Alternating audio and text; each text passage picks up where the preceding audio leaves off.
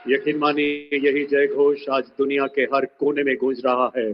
देवी और सज्जनों, बाबा साहब को अपना प्रेरणा स्रोत मानने वाले हमारे माननीय प्रधानमंत्री जी ने भारतीय संविधान के लोकतांत्रिक आदर्शों की ध्वजा को विश्व के पटल पर ऊंचा और ऊंचा किया है। आइए दोनों हाथ ऊपर उठाकर स्वागत करें भारत के संविधान को देश का स्वाभिमान मानने वाले जन जन के प्रिय प्रधानमंत्री जी का। जोरदार तालियों से हाथ ऊपर उठाकर स्वागत, अभिनंदन वंदन करें।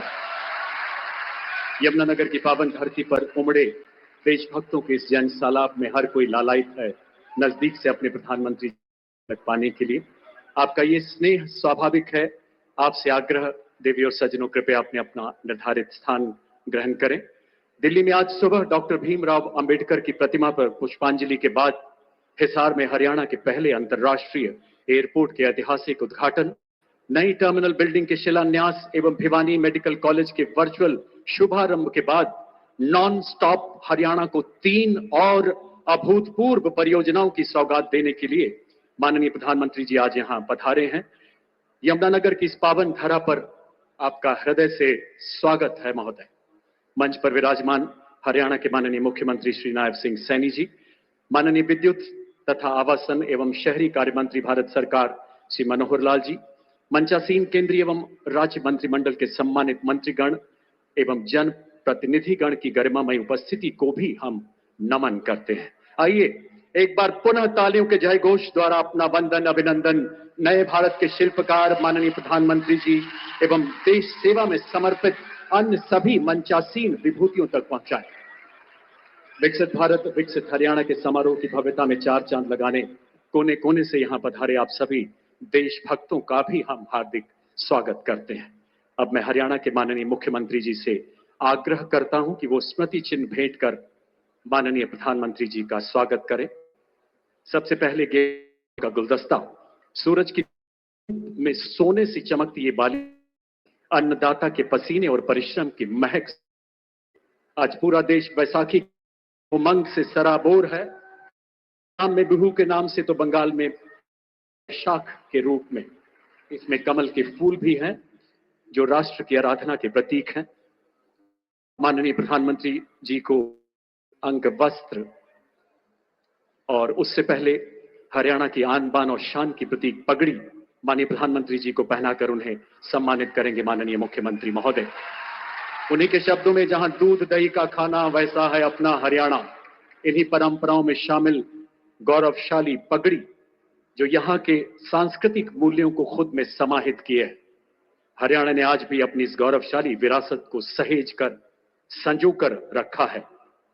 इस पगड़ी ने G20 शिखर सम्मेलन में कई विदेशी मेहमानों को जीता था और अब अंगवस्त्र भेंट कर मुख्यमंत्री महोदय माननीय प्रधानमंत्री जी का सम्मान करते हुए हथकरघा बुनकरों की कारीगरी से बुना अटूट स्नेह के धागों से सजा अब माननीय केंद्रीय मंत्री एवं हरियाणा के निवर्तमान मुख्यमंत्री श्री मनोहर लाल जी द्वारा बाबा साहब का चित्र माननीय प्रधानमंत्री जी को भेंट किया जाएगा। देवी और सज्जनों, इसे टेक्सटाइल के वेस्ट से बनाया गया है जिसकी चर्चा माननीय प्रधानमंत्री जी ने गत माह मन की बात में की थी। उन्होंने पानीपत में उभरती टेक्सटाइल रिसाइकलिंग हब का भी जिक्र किया था। आपकी तालियों का जय घोष रुकना नहीं चाहिए देवी और सज्जनों। बहुत बहुत आभार। माननीय प्रधानमंत्री जी ने बाबा साहब के आदर्शों को पूरा जीवन जिया है। जिस भारत के भरत खेलते सिंहों की संतान से कोई देश नहीं है बढ़कर अपने हिंदुस्तान से।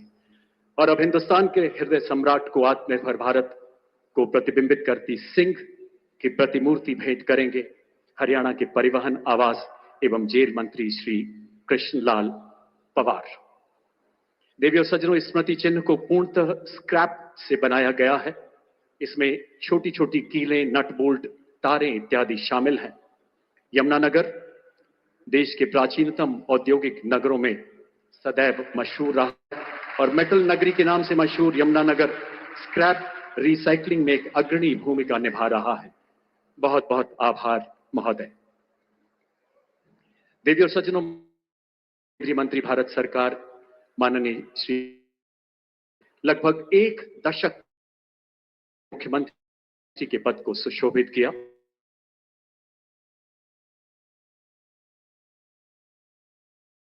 रूप दिया। की आकांक्षाओं देवी और सज्जनों, आप सबकी पुरजोर करतल ध्वनि के बीच माननीय केंद्रीय मंत्री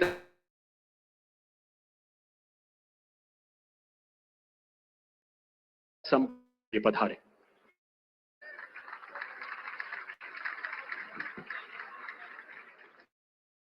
भारत माता की, भारत माता की। अपने देश के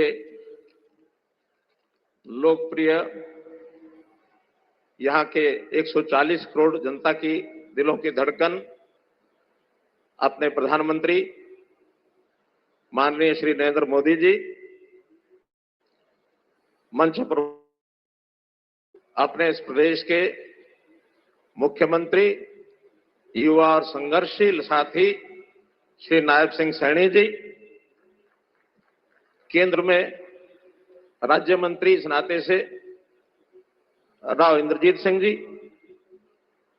केंद्र में राज्य मंत्री इस नाते से कृष्णपाल गुर्जर जी, प्रदेश के ऊर्जा मंत्री श्री अनिल विज जी, कैबिनेट मंत्री हरियाणा श्री कृष्णलाल पंवार, मंत्री हरियाणा श्री श्याम सिंह, सभी उपस्थित सांसदगण, प्रदेश के सभी अन्य नेतागण,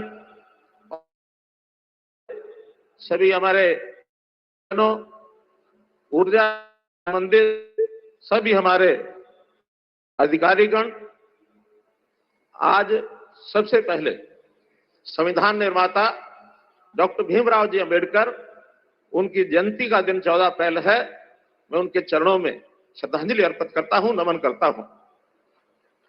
आज प्रधानमंत्री जी हमारे बीच में हरियाणा पधारे हैं। इस कार्यक्रम से पहले हिसार में आपने हिसार एयरपोर्ट के भवन का और उद्घाटन किया, और वहां से जो पहली फ्लाइट जिसका आज उड़ान भरी है, जिसने हिसार से और अयोध्या तक इन दोनों कार्यक्रमों को आपने किया, उसके लिए भी आपका मैं बहुत बहुत धन्यवाद करता हूं। और इसी प्रकार से यमुनानगर में भी ऊर्जा विभाग का एक 800 मेगावाट का ताप घर, बिजली घर, इसका शिलान्यास आप करेंगे।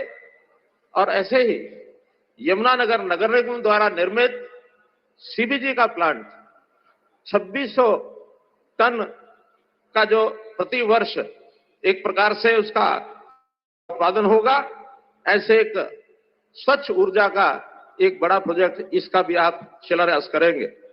माननीय प्रधानमंत्री जी, मैं आपके स्वागत के लिए खड़ा हुआ हूं। मैं दो करना चाहता हूं। एक तो आपकी सरकार में आपने मुझे केंद्रीय ऊर्जा मंत्री का दायित्व दिया, उस नाते से मेरा दायित्व है कि आपका मैं हृदय की गहराई से और स्वागत करता हूं।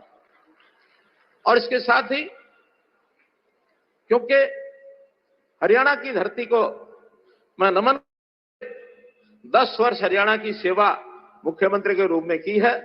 ये हरियाणा का परिवार का सदस्य होने के नाते उसे भी आपका बहुत बहुत स्वागत करता हूं।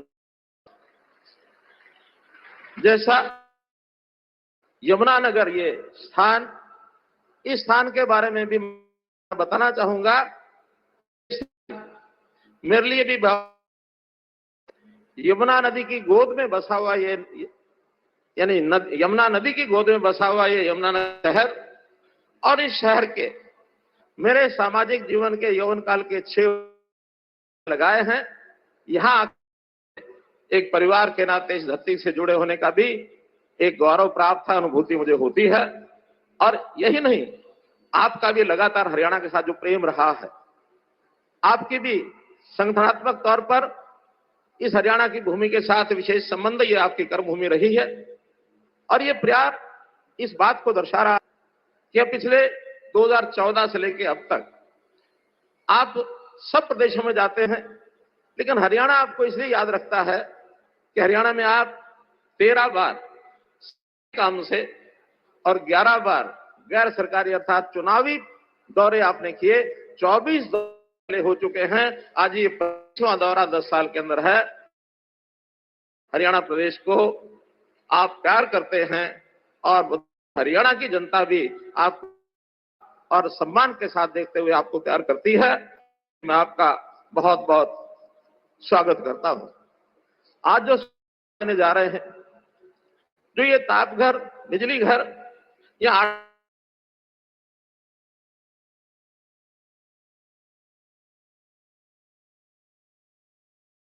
ये जो तीसरा प्लांट आज, इसका अपने आप में बहुत महत्व।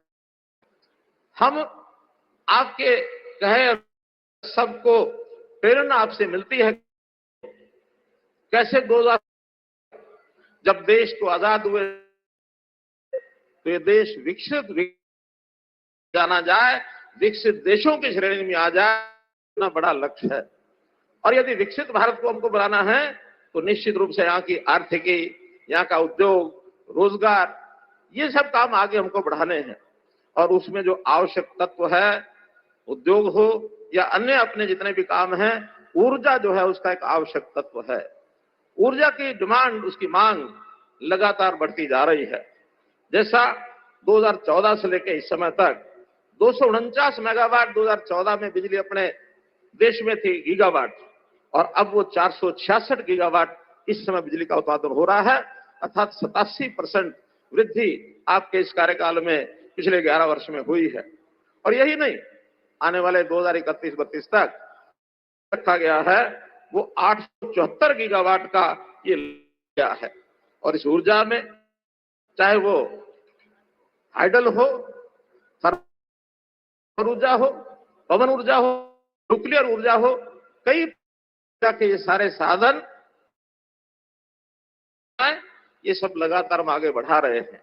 और इनको बढ़ाने के बाद निश्चित रूप से जो टारगेट है, इसको पूरा करने के बाद इस देश की जो ऊर्जा की स्थिति है, अगर मैं दुनिया भर के देशों को देखता हूं, याद करता हूं, तो सबसे ज्यादा ऊर्जा का उत्पादन आज चाइना में है, दूसरे नंबर यूएस में है, और हमारे लिए सौभाग्य की बात है कि उनके मुकाबले में तीसरे नंबर पर ऊर्जा का उत्पादन होता है तो भारतवर्ष में होता है। मित्रों, तो हम इस गति को पकड़े हुए हैं और एक दिन दुनिया में सिरमौर देश के नाते से हम आगे बढ़ने का संकल्प।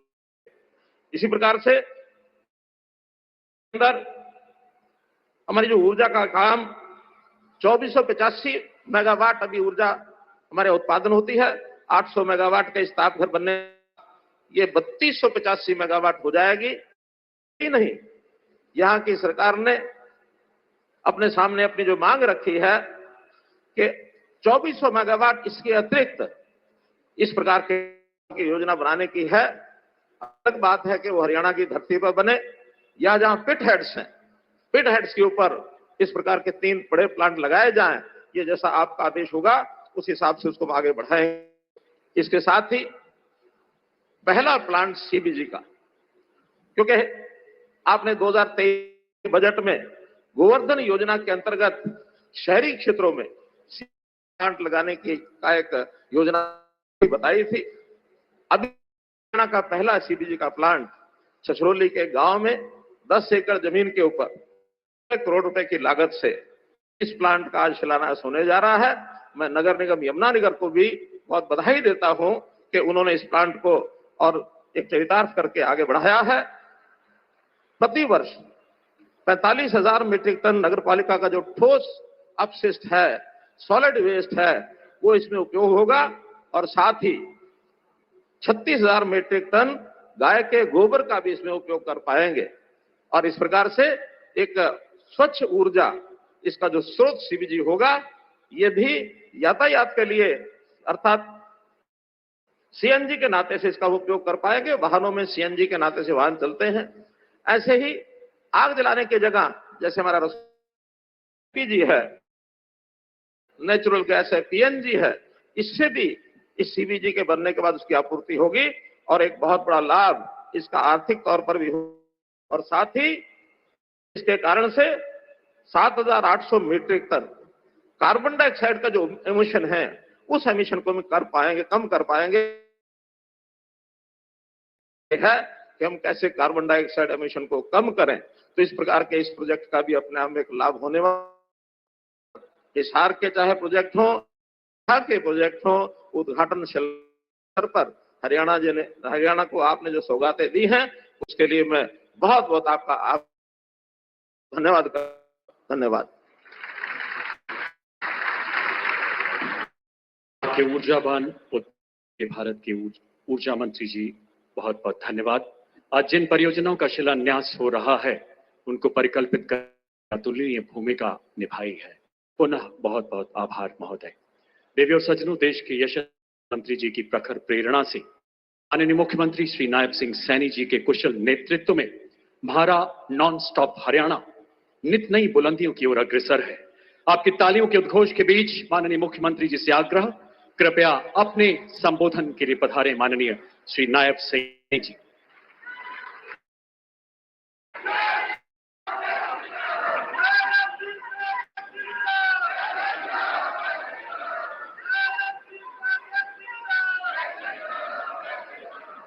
भारत माता की।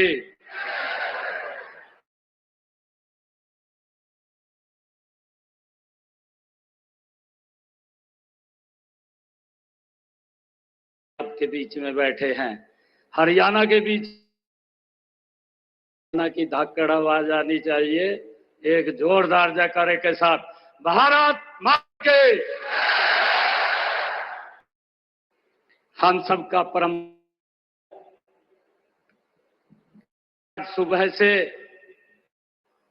देश के यशस्वी मंत्री विकसित भारत विकसित हरियाणा को गति देने के लिए आज हरियाणा में हम सबके बीच में आए हैं। के कोटि कोटि जन हरियाणा के 2 करोड़ 80 लाख लोगों की तरफ से देश के यशस्वी प्रधानमंत्री आदरणीय नरेंद्र मोदी जी का इस की पवित्र भूमि पर स्वागत करता हूं। आप सबकी तरफ से धन्यवाद करता हूं। उनके साथ ही भारत सरकार में ऊर्जा मंत्री और पूर्व में हरियाणा प्रदेश के मुख्यमंत्री आदरणीय मनोहर लाल जी का भी मैं जोरदार स्वागत करता हूं। मंच पर विराजमान सभी भारत सरकार के मंत्रीगण, प्रदेश सरकार के मंत्री, आप सबका भी मैं दिल से बहुत बहुत धन्यवाद करता हूं। आज मुझे गर्व है के लिए, ये गर्व की बात है कि मां सरस्वती की गोद में बसी इस पावन नगरी यमुनानगर में माननीय प्रधानमंत्री जी का दिल से मैं स्वागत भी करता हूं, उनका अभिनंदन भी करता हूं और अपने पूरे हरियाणा से उनको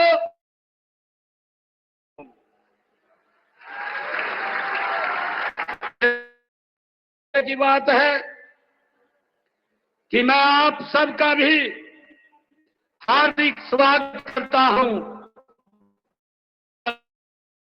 आए हैं, मैं आप सबकी तरफ से माननीय प्रधानमंत्री जी का आप लोग स्वागत करने के लिए आए हैं, इसके लिए आप सबका बहुत बहुत धन्यवाद भी करता हूं। प्रधानमंत्री जी, आज हम सब हरियाणा वासियों के लिए ये बहुत बड़ा दिन है, बहुत शुभ दिन है। आज भारत रत्न बाबा साहब अंबेडकर जी की 35वीं जयंती है। मैं उन्हें कोटि करता हूं। इस शुभ दिन पर किसानों और मजदूरों के मसीहा सर चौधरी छोटू राम जी के नाम पर स्थापित थर्मल पावर प्लांट में आपके कर कमलों द्वारा 800 मेगावाट की अल्ट्रा सुपर क्रिटिकल यूनिट की आधारशिला भी अभी रखी जाएगी। मैं इसके लिए आपका पुनः धन्यवाद करता हूं। आदरणीय प्रधानमंत्री जी, इसके लिए मैं हरियाणा सरकार की तरफ से और हरियाणा वासियों की तरफ से आपका धन्यवाद करता हूं। आदरणीय प्रधानमंत्री जी, अभी कुछ घंटे पहले आपने अपने कर कमलों से हिसार में हरियाणा के पहले कोर्ट महाराजा अग्रसेन उसके दूसरे भवन का शिलान्यास किया। वहां से भगवान श्री राम की नगरी अयोध्या में स्थित महर्षि वाल्मीकि अंतर्राष्ट्रीय हवाई अड्डे तक की पहली हवाई उड़ान को हरी झंडी भी आपने दिखाई है। देशवासियों के अयोध्या में राम मंदिर के सांझे सपने को भी माननीय प्रधानमंत्री जी आपने ही पूरा किया है। साथियों, इससे अच्छा दिन और खुशी की बात हमारे लिए नहीं हो सकती है। आप हमारे बीच में मौजूद हैं। माननीय प्रधानमंत्री जी, यह वही यमुनानगर है जहां की माटी में लकड़ी और बर्तनों के लघु उद्योगों से लाखों लोगों को रोजगार मिलता है। आज आपके आगमन से यह शहर विकास के स्वर्णिम युग में कदम रख रहा है। आज यहाँ की हवा में नया जोश, एक नई उत्साह आया है। माननीय प्रधानमंत्री जी, आपके मार्गदर्शन और प्रेरणा पिछले सालों में हरियाणा ने भी हर क्षेत्र में कीर्तिमान स्थापित किए हैं और परचम हरियाणा ने लहराया है।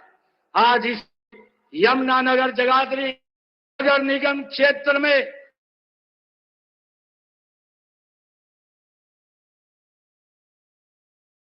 आपके द्वारा रखी जा रही है योजना भारत सरकार के गोवर्धन मिशन के तहत एक अहम प्रयास है। प्रधानमंत्री जी, यह एक मिसाल है कि हम आधुनिक युग में भी अपने परंपरागत ज्ञान और कौशल का प्रयोग करते हुए विकास के मार्ग पर आगे कैसे बढ़ सकते हैं। ये आपने मार्गदर्शन किया है।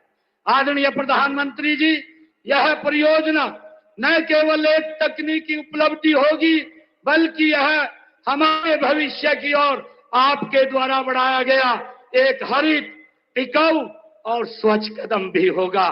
माननीय प्रधानमंत्री जी, हरियाणा आपके नेतृत्व में डबल इंजन की सरकार से चल रहा था, लेकिन अब हरियाणा की जनता के आशीर्वाद से आपके मार्गदर्शन में हरियाणा में ट्रिपल इंजन की सरकार है।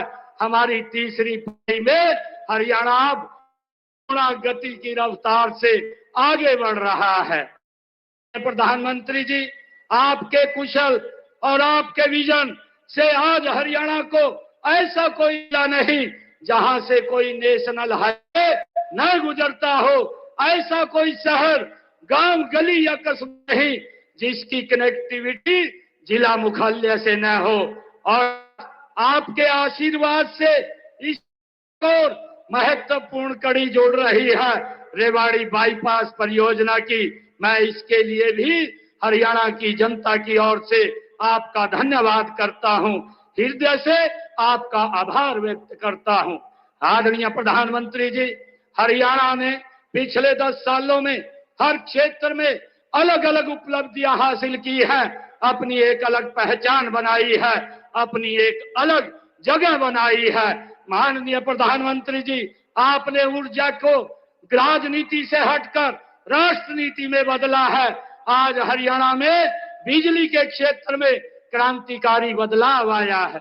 पिछले 10 वर्षों में हमारे बिजली उपकरणों का घाटा 30% से घटकर केवल 10.4% रह गया है। यह चमत्कार संभव हो पाया है आपके द्वारा शुरू की गई उदय स्कीम से ये संभव हो पाया है।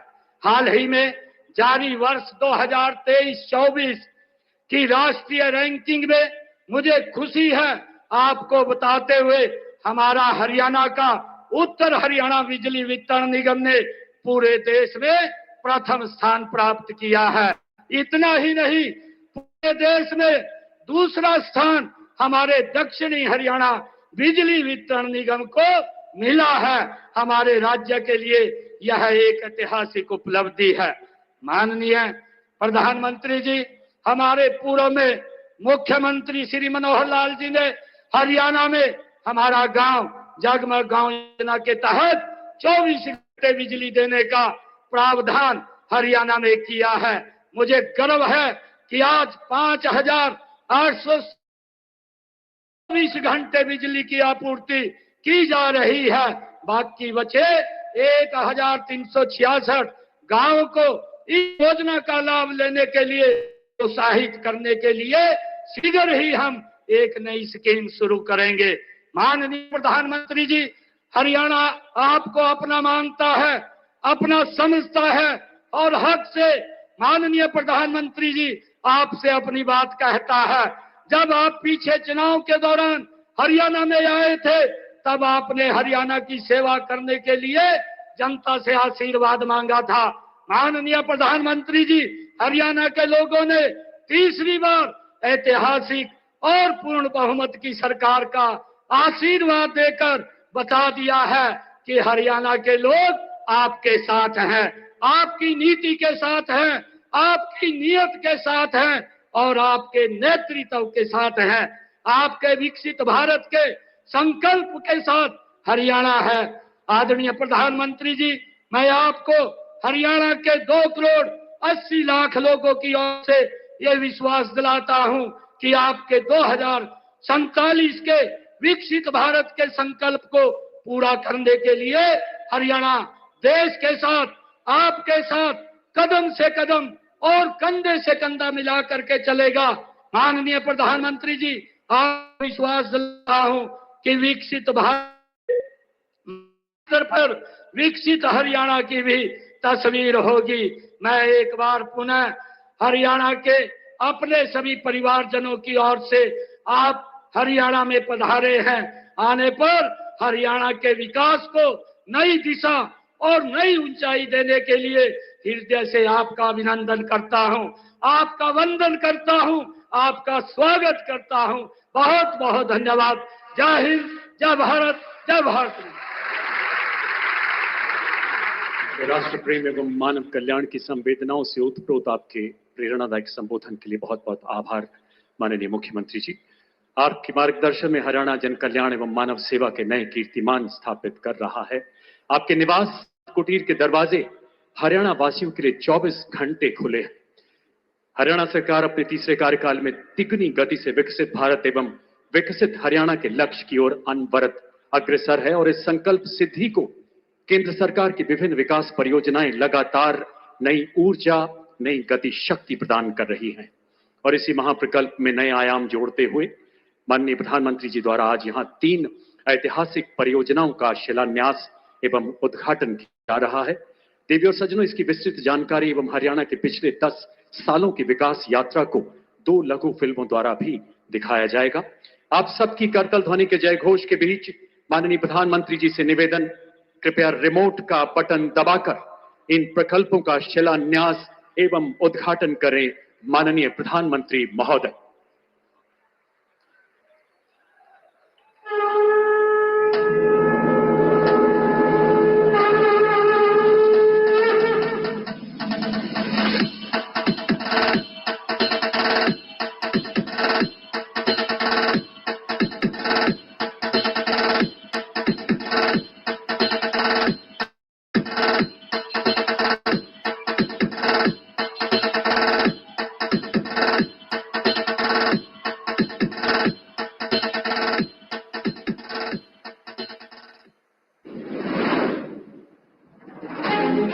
माननीय प्रधानमंत्री श्री नरेंद्र मोदी के दूरदर्शी नेतृत्व में आत्मनिर्भर भारत रफ्तार से बढ़ते हुए आज Deenbandhu Chhotu Ram thermal power plant Yamunanagar में 800 मेगावाट की अल्ट्रा सुपर क्रिटिकल यूनिट स्थापित की जा रही है, जिससे हरियाणा में बिजली उत्पादन 2600 मेगावाट से बढ़कर 3400 मेगावाट हो जाएगा। 8,500 करोड़ रुपए की लागत से तैयार होने वाली ये परियोजना अल्ट्रा सुपर क्रिटिकल तकनीक पर आधारित है, जो समग्र परिचालन दक्षता में 8% तक सुधार करेगी। ये परियोजना पूरी स्वदेशी है, साथ ही इससे कोयले की कम स्टार्टअप समय, परिचालन में वृद्धि और कार्बन डाइऑक्साइड उत्सर्जन में कम। ये प्रदेश के युवाओं को की दिशा में उनके रोजगार की बेहद महत्वपूर्ण है। इस परियोजना से बिजली उत्पादन अगले 48 महीनों में शुरू हो जाएगा। आज बाबा साहब अंबेडकर की जयंती के पावन अवसर पर माननीय प्रधानमंत्री की गरिमामयी उपस्थिति में यमुनानगर में 800 मेगावाट की अल्ट्रा सुपर क्रिटिकल यूनिट परियोजना का शिलान्यास हो रहा है, जो इस दिन को और अधिक पवित्र और प्रेरणादायक बनाता है। हरियाणा की धरती पर लिखा जा रहा है हरित भविष्य का नया अध्याय, और इसकी नींव रख रहे हैं देश के यशस्वी प्रधानमंत्री श्री नरेंद्र मोदी जी। मुकारबपुर में स्थापित हो रहा है एक अत्याधुनिक गोवर्धन संयंत्र। स्वच्छ ऊर्जा, स्वदेशी समाधान और आत्मनिर्भर भारत की दिशा में एक और बड़ा कदम। 90 करोड़ की लागत से बन रहा ये प्लांट मई 2027 तक होगा तैयार।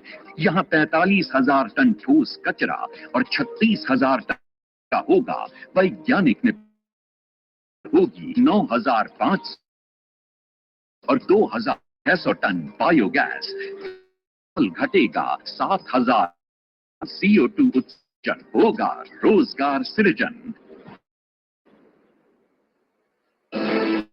प्रधानमंत्री श्री नरेंद्र मोदी जी के कमलों से आज रेवाड़ी का लोकार्पण हो रहा है। 1070 करोड़ रुपए की लागत से बनी 14.5 किलोमीटर लंबी यह सड़क सिर्फ कंक्रीट और तालकोल नहीं, उम्मीद का जरिया है। ये बाईपास NH 352 से शुरू होकर नारनौल से जुड़ता है, इसलिए रेवाड़ी की ट्रैफिक से राहत और सुकून।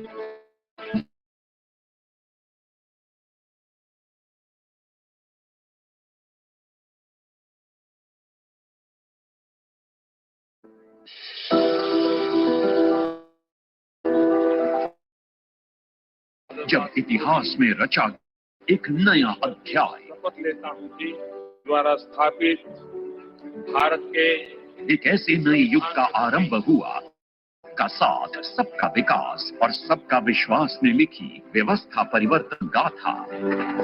ये बेमिसाल उपलब्धियां ही थी जिस कारण हरियाणा की जनता ने 2024 में लगातार तीसरी बार भारी जन समर्थन देकर यशस्वी प्रधानमंत्री श्री नरेंद्र मोदी के विजन और समर्पण पर अपनी मोहर लगा दी। साथियों, चुनाव के दौरान आप सभी माताओं बहनों ने नारा दिया था, म्हारा हरियाणा नॉनस्टॉप हरियाणा।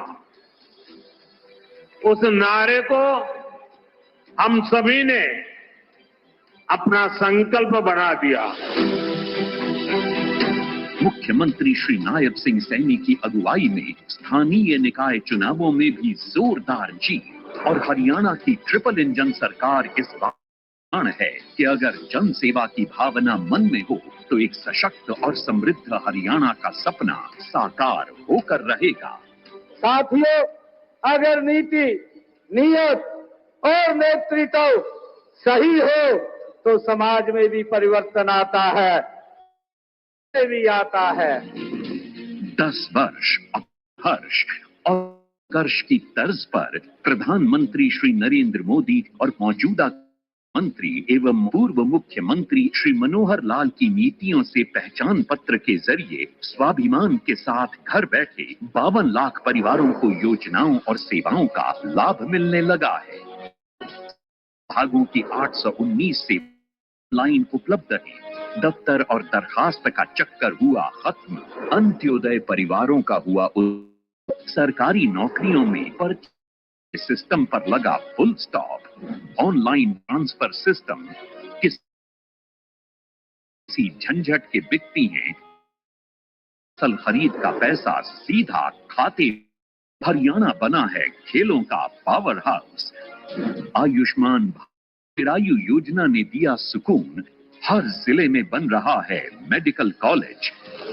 महिला सशक्तिकरण की मिसाल, हर घर नल। 2014 से पहले के लिए मचता था हाहाकार। आज हमारा गांव योजना के तहत लगभग 6 गांवों में 24 घंटे बिजली आपूर्ति हो रही है। प्रदेश में शैक्षणिक विकास को मिली है एक नई गति। सामाजिक सुरक्षा पेंशन 2014 के मुकाबले आज 3 गुना 3,000 मासिक कर दी गई। बीते 10 साल स्टॉप विकास के कारण बदलावों का साक्षी बना और ये यात्रा नॉन स्टॉप जारी है, क्योंकि यहाँ है ट्रिपल इंजन सरकार। तिगुनी। बहुत बहुत आभार। आइए जोरदार तालियों से अभिवादन करें इन अलौकिक पलों का। 10 वर्ष उत्कर्ष। पिछले 10 साल उन्नति और उत्थान किया, जो युगों युगों तक देशवासियों को इस नवजागरण के प्रणेता नए भारत के सुनने के लिए आज दुनिया का मंच प्रतीक्षारत रहे। और सज्जनों, शिवालिक की पर्वत श्रृंखलाओं के उस पार तक जाती आपकी ताली गूंज के साथ आइए आग्रह करें कि अपने आशीर्वचनों से हमारा मार्गदर्शन करें, अपने ओजस्वी उद्बोधन से हमें अनुग्रह करें। प्रधानमंत्री महोदय,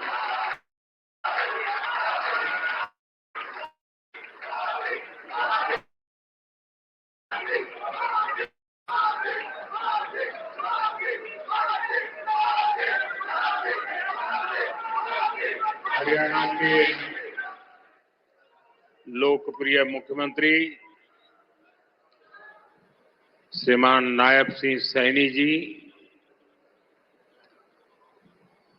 केंद्रीय मंत्रिमंडल के मेरे सहयोगी मनोहर लाल जी, राव इंद्रजीत सिंह जी, कृष्णपाल जी, हरियाणा सरकार के मंत्रीगण, सांसद और विधायकगण और मेरे प्यारे भाई और बहनों, के मेरे भाई बहन जी की राम राम।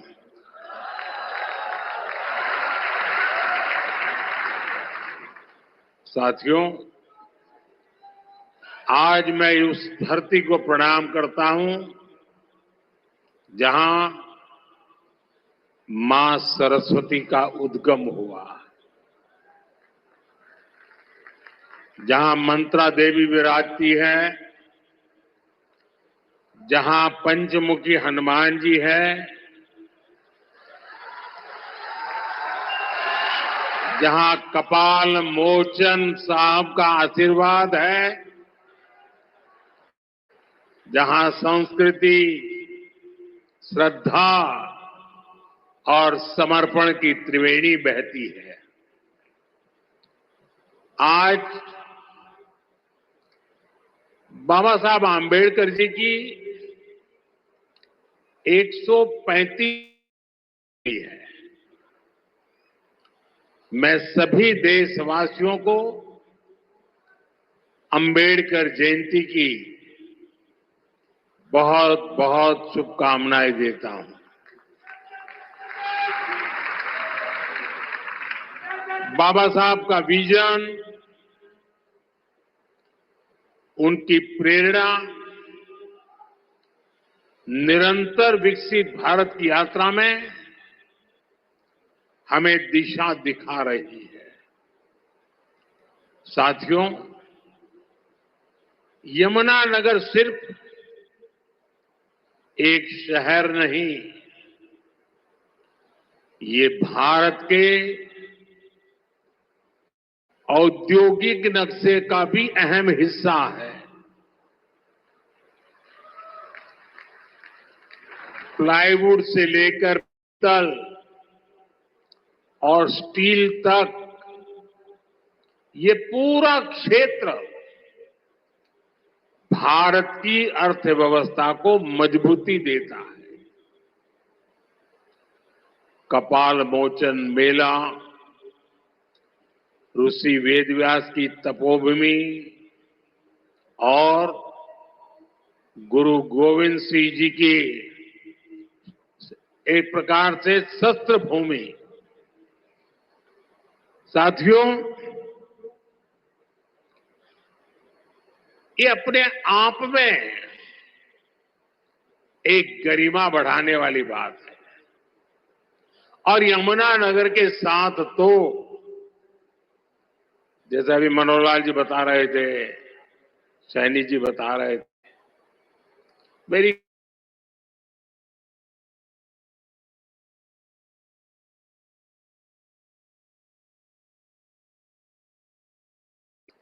तो पंचकुला से यहां आना जाना लगा रहता था।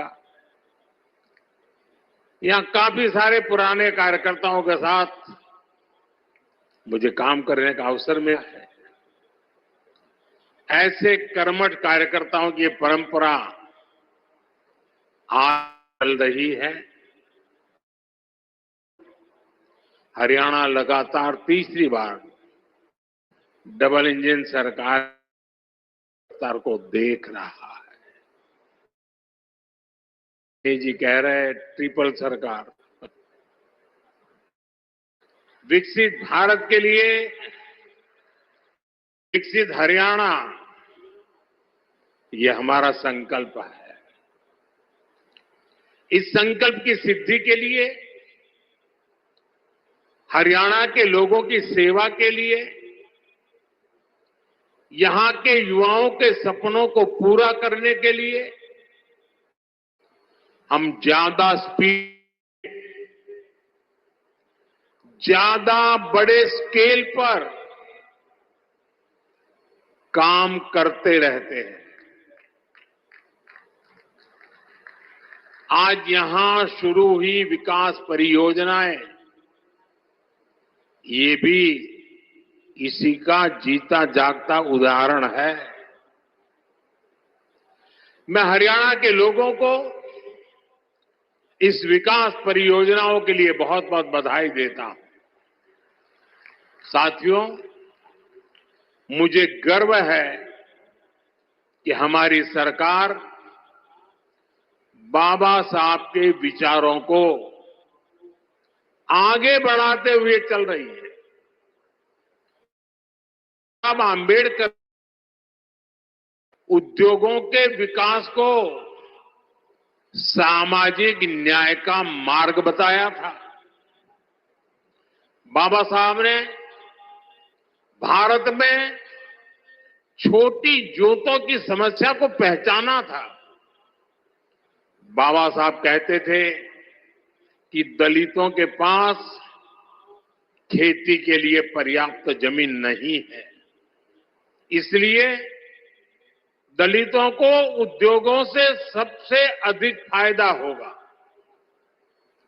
बाबा साहब का विजन था कि उद्योगों से दलितों को ज्यादा रोजगार मिलेंगे, उठेगा। औद्योगिकरण की दिशा में बाबा साहब ने देश के पहले उद्योग मंत्री डॉक्टर श्यामा प्रसाद मुखर्जी के साथ मिलकर काम किया था। साथियों, औद्योगिकरण और मैन्युफैक्चरिंग के इस तालमेल को दीनबंधु चौधरी ने भी का आधार माना था। कहते थे सच्ची समृद्धि तब आएगी जब किसान खेती के साथ साथ छोटे उद्योगों के माध्यम से भी अपनी आय बढ़ाएगा। गांव और किसान के लिए जीवन खपाने वाले चौधरी चरण सिंह जी की सोच भी इससे अलग नहीं थी। चौधरी साहब कहते थे औद्योगिक विकास को कृषि का पूरक होना चाहिए। दोनों हमारी अर्थव्यवस्था के स्तंभ हैं। साथियों, मेक इन इंडिया के, आत्मनिर्भर भारत के मूल में भी यही भावना है, यही विचार है, यही प्रेरणा है। इसलिए हमारी सरकार भारत में मैन्युफैक्चरिंग पर इतना बल दे रही है। इस वर्ष के बजट में हमने मिशन मैन्युफैक्चरिंग की घोषणा की है। इसका मकसद है कि दलित, पिछड़े, शोषित, वंचित नौजवानों को ज्यादा से ज्यादा रोजगार मिले, नौजवानों को जरूरी ट्रेनिंग मिले, व्यापार कारोबार का खर्चा कम हो, एमएसएमई सेक्टर को मजबूती मिले, उद्योगों को टेक्नोलॉजी का लाभ मिले और हमारे उत्पाद दुनिया में सबसे बेहतरीन हो। इन सारे लक्ष्यों को प्राप्त करने के लिए बहुत जरूरी है कि देश में बिजली की कोई कमी न हो। हमें एनर्जी में भी आत्मनिर्भर होना ही होगा। इसलिए आज का ये कार्यक्रम बहुत अहम है। आज Deenbandhu Chaudhary Chhoturam thermal power plant की तीसरी इकाई का काम शुरू हुआ है। इसका फायदा को होगा, उद्योगों को होगा। भारत में जितना औद्योगिक विकास, जैसे प्लाईवुड बनता है, उसका आधा तो यमुनानगर में होता है। यहां एल्यूमिनियम, कॉपर और पित्तल के बर्तनों की मैन्युफैक्चरिंग बड़े पैमाने पर होती है। यहीं से पेट्रोकेमिकल प्लांट के उपकरण दुनिया के कई देशों में भेजे जाते हैं। बिजली का उत्पादन बढ़ने से इन सभी को फायदा होगा। यहां मिशन मैन्युफैक्चरिंग को मदद मिलेगी। साथियों, विकसित भारत के निर्माण में बिजली की बहुत बड़ी भूमिका होने वाली है और हमारी सरकार बिजली की उपलब्धता बढ़ाने के लिए चौतरफा काम कर रही है। चाहे वन नेशन वन ग्रिड हो, नए कोल पावर प्लांट हो, सोलर एनर्जी हो, न्यूक्लियर सेक्टर का विस्तार हो, हमारा प्रयास है कि देश में बिजली का उत्पादन बढ़े, राष्ट्र निर्माण में बिजली की कमी बाधा न बने। लेकिन साथियों, हमें कांग्रेस के दिनों को भी भूलना नहीं चाहिए। हमने 2014 से पहले, जब कांग्रेस की सरकार थी, वो दिन भी देखे हैं।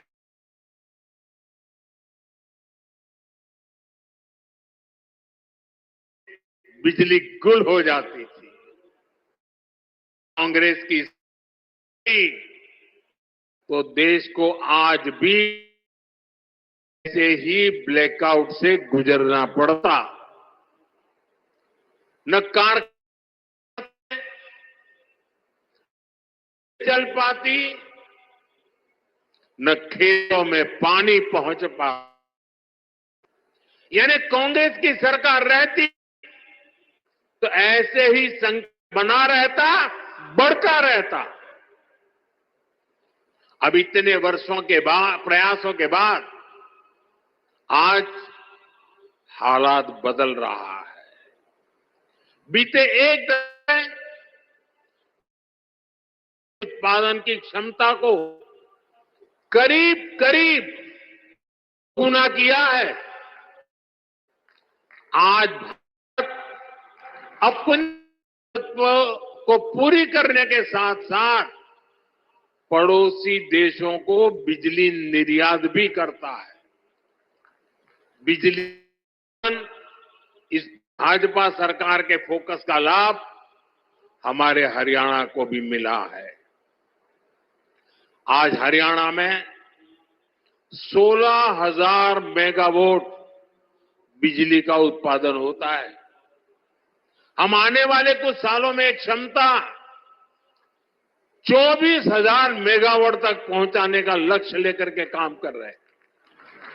साथियों, एक तरफ हम थर्मल पावर प्लांट में निवेश कर रहे हैं, तो दूसरी तरफ देश के लोगों को पावर जनरेटर बना रहे हैं। हमने पीएम सूर्य घर मुफ्त बिजली स्कीम शुरू की है। अपने छत पर सोलर पैनल लगाकर आप अपना बिजली का बिल जीरो कर सकते हैं।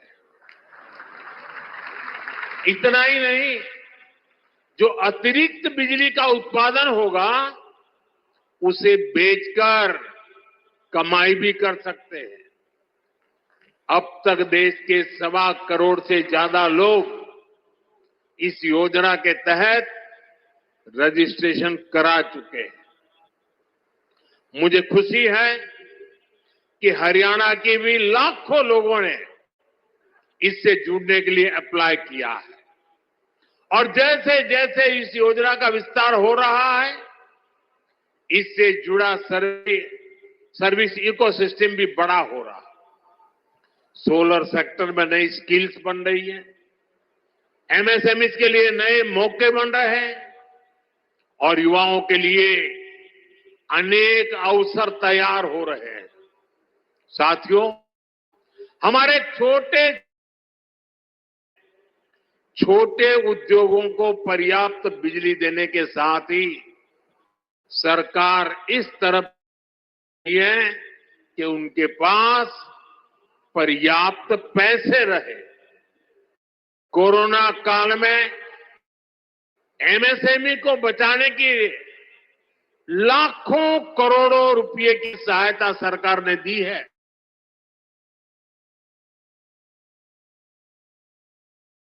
इसके लिए हमने एमएसएमई की परिभाषा बदली है।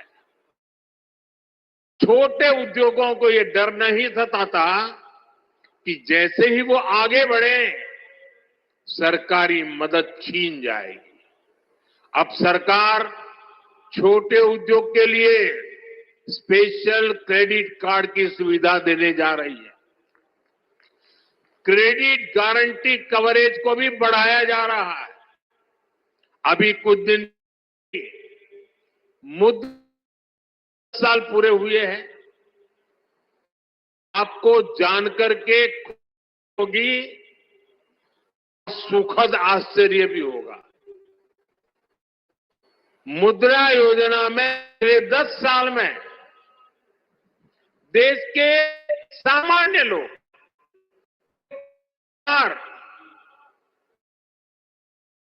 कारोबार के क्षेत्र में आ रहे थे,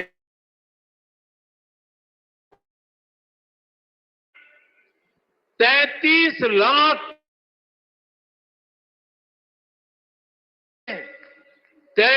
लाख करोड़ रुपए बिना गारंटी के लोन के रूप में दिए जा चुके हैं।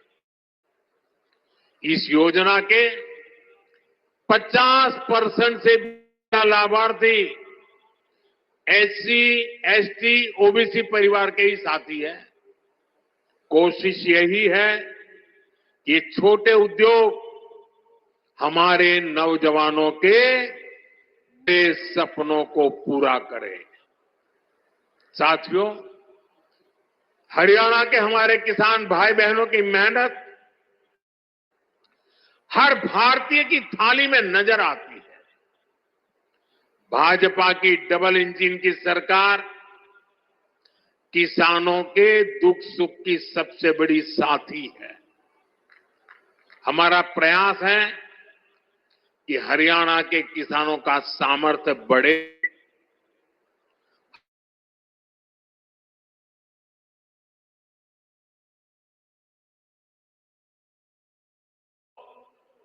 एमएसपी पर खरीदती है। हरियाणा के लाखों किसानों को पीएम फसल बीमा योजना का लाभ भी मिला है। इस योजना के तहत लगभग 9,000 करोड़ रुपए से ज्यादा के क्लेम दिए गए हैं। इसी तरह पीएम किसान सम्मान निधि से 6,500 करोड़ रुपए हरियाणा के किसानों के जेब में गए। साथियों, हरियाणा सरकार ने अंग्रेजों के जमाने से चले आ रहे आप को भी खत्म कर दिया है।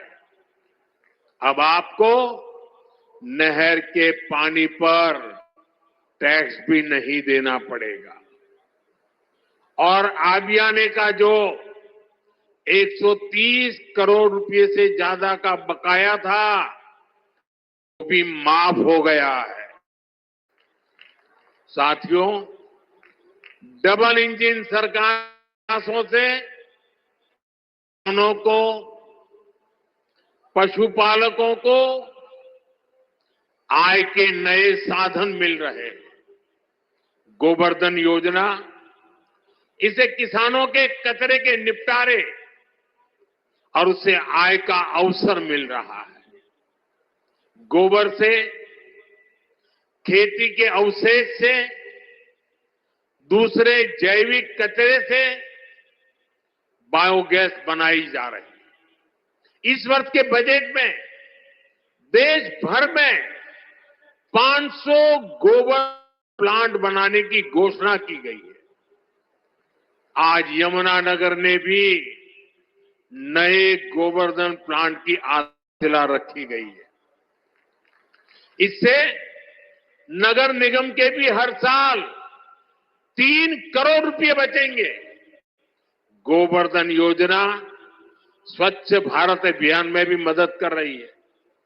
साथियों, हरियाणा की गाड़ी अब विकास के पथ पर दौड़ रही है। यहां आने से पहले मुझे हिसार में लोगों के बीच जाने का अवसर मिला। वहां से अयोध्या धाम के लिए सीधी हवाई सेवा शुरू हुई है। आज रेवाड़ी के लोगों को बाईपास की सौगात भी मिली है। अब रेवाड़ी के बाजार, चौराहों, रेलवे फाटकों पर लगने वाले ट्रैफिक जाम से लोगों को छुटकारा मिल जाएगा। ये 4 लेन का बाईपास गाड़ियों को बड़ी आसानी से शहर से बाहर निकाल देगा। दिल्ली से नारनौल की यात्रा में 1 घंटा समय कम लगेगा। मैं आपको बधाई देता हूं। साथ हमारे लिए राजनीति सुख का नहीं, सेवा का माध्यम है। जनता की भी सेवा का माध्यम और देश की सेवा का भी माध्यम। इसलिए भाजपा जो कहती है उसे डंके की चोट पर करती भी है। हरियाणा में तीसरी बार सरकार बनने के बाद हम लगातार आपसे किए वायदे पूरे कर रहे हैं। लेकिन कांग्रेस शासित राज्यों में क्या हो रहा है? जनता से पूरा विश्वासघात। पड़ोस में देखिए,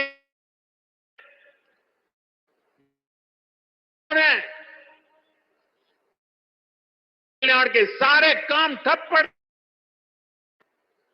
कर्नाटका में बिजली से लेकर दूध तक, बस किराए से लेकर बीज तक, हर चीज महंगी हो रही है।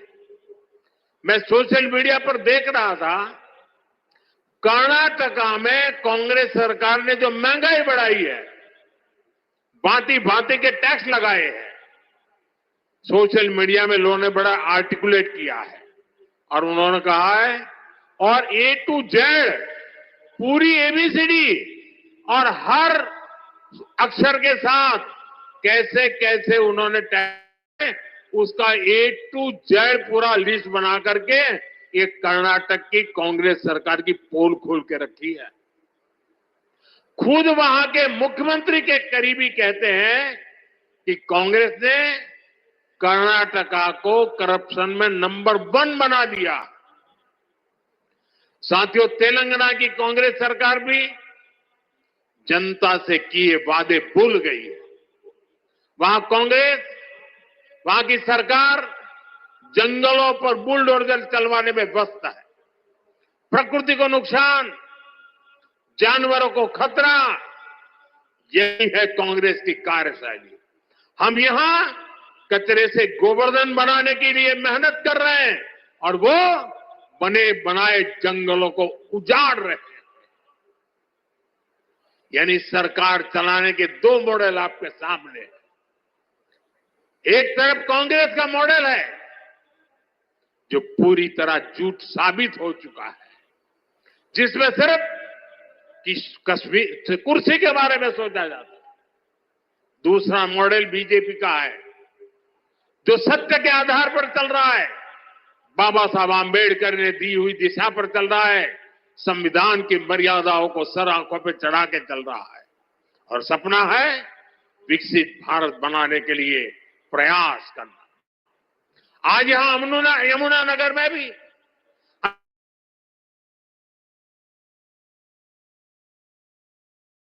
एक और अहम विषय की चर्चा करना चाहता हूं। कल देश ने बैसाखी का पर्व मनाया है।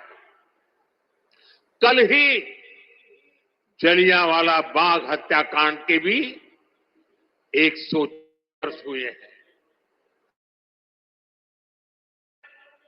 अपनी जाने वालों की स्मृतियां आज भी हमारे साथ है।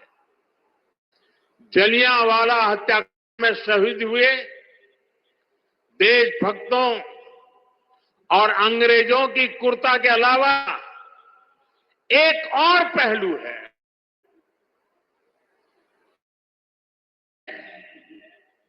पूरी तरह अंधेरे में डाल दिया गया था।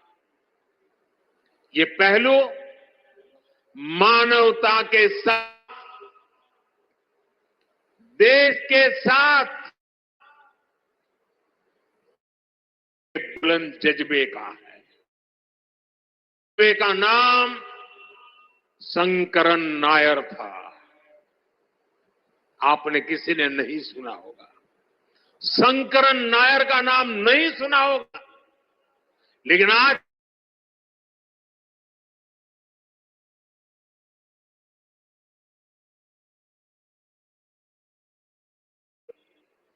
और उस जमाने में 100 साल पहले अंग्रेजी सरकार में बहुत बड़े पद पर विराजमान थे। वो सुख, चैन, मौज सब उन्होंने शासन की क्रूरता के विरुद्ध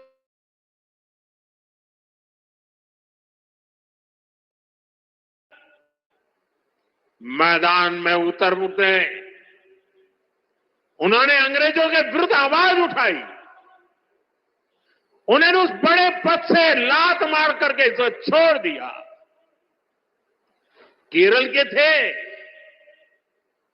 घटना पंजाब में घटी थी।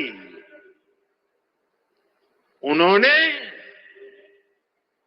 जलियांवाला बाग हत्याकांड केस लड़ने का खुद ने फैसला किया। वो अपने दम पर लड़े, अंग्रेजी साम्राज्य को हिला कर रख दिया। जिस अंग्रेजी साम्राज्य का सूरत जिनका सूरज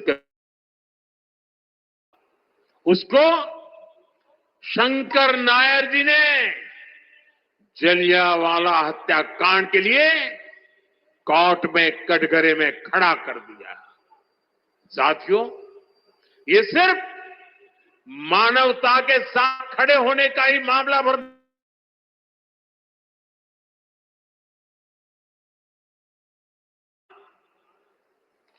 कैसे दूर सुदूर दक्षिण में केरल का एक व्यक्ति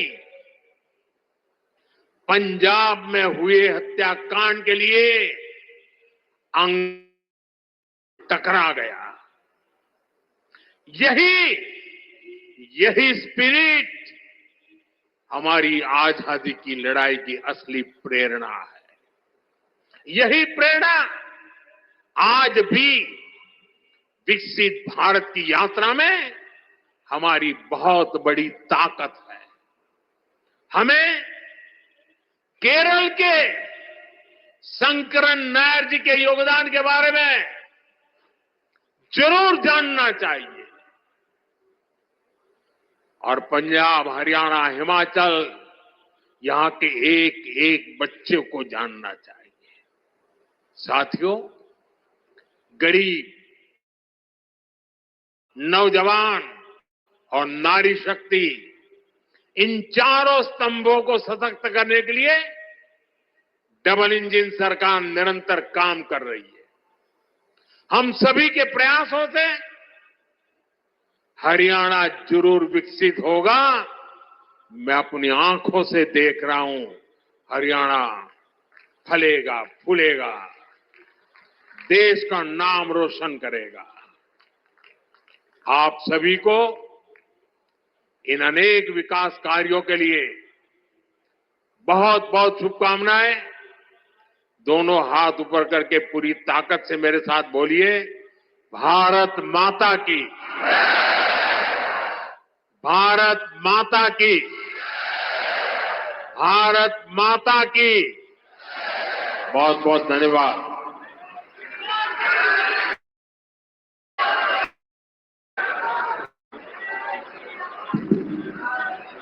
बहुत बहुत धन्यवाद माननीय प्रधानमंत्री महोदय। देवियों सज्जनों, आइए एक बार पुनः तालियों के जयनाद से अपना आभार हमारे प्रेरणा पुंज विकसित भारत के शिल्पकार माननीय प्रधानमंत्री जोरदार तालियों से अभिवादन करें, अभिनंदन करें। आज से 10 साल दिल्ली के अंबेडकर न्यास के दौरान आपने कहा कि अगर बाबा साहब होते तो नरेंद्र कहा